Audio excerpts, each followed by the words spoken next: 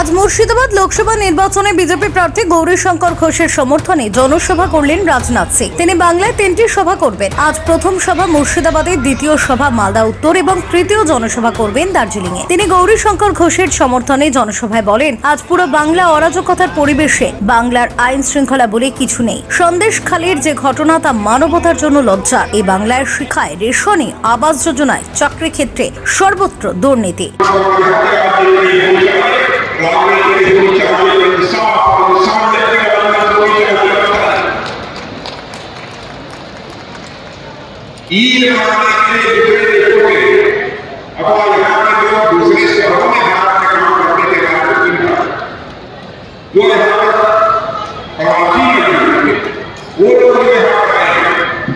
उनसे